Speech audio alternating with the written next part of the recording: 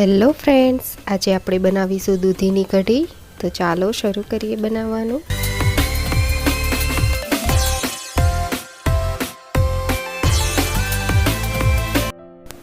દૂધીની કઢી બનાવવા માટે મેં દૂધીને છોલીને નાના પીસમાં કટ કરી લીધી છે. લગભગ 1 બાઉલ જેટલી દૂધી લીધી છે. હવે કઢી બનાવવા માટે 2 વાટકી છાશ લઈ લઈશું.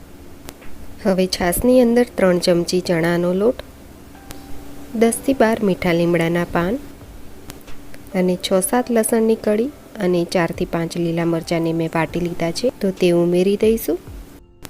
હવે બધું જ બરાબર મિક્સ કરી લઈશું.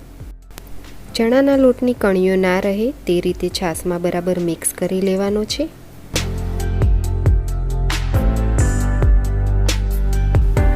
તો તમે જોઈ શકો છો કે ચણાનો લોટ બરાબર મિક્સ થઈ ગયો છે અને અંદર કણીઓ પણ નથી રહી. હવે વઘાર કરવા માટે મેં અહીંયા 4 થી 5 ચમચી તેલ લીધું છે. તેલ ગરમ થાય એટલે ચપટી મેથી, અડધી ચમચી રાઈ, અડધી ચમચી જીરું અને 2 સૂકા મરચાંના ટુકડા ઉમેરી દઈશું. હવે સમારેલી દૂધી પણ અંદર ઉમેરીને મિક્સ કરી લઈશું. હવે અંદર સ્વાદ પ્રમાણે મીઠું ઉમેરી દઈશું અને ચપટી હળદર અને ચપટી હિંગ પણ ઉમેરી દઈશું.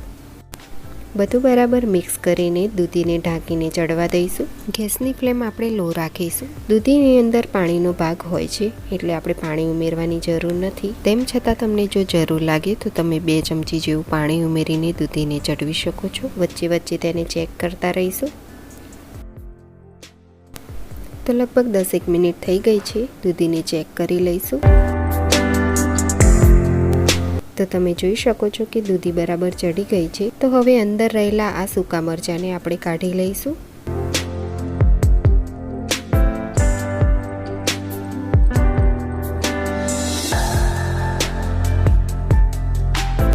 અને હવે છાશ અને ચણાના લોટનું મિશ્રણ ઉમેરીને મિક્સ કરી લઈશું.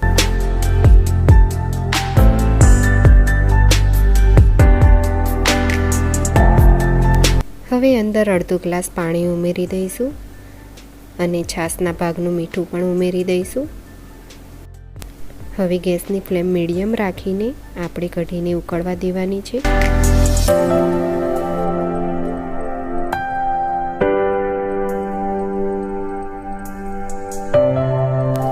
તો તમે જોઈ શકો છો કે કઢીમાં ઉભરો આવી ગયો છે. તો હવે ગેસની ફ્લેમ બંધ કરી દઈશું.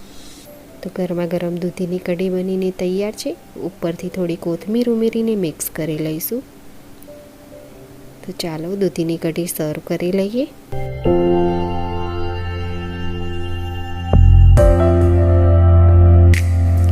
દૂધીની કઢીની આ રેસીપી તમે પણ ઘરે ટ્રાય જરૂરથી કરજો.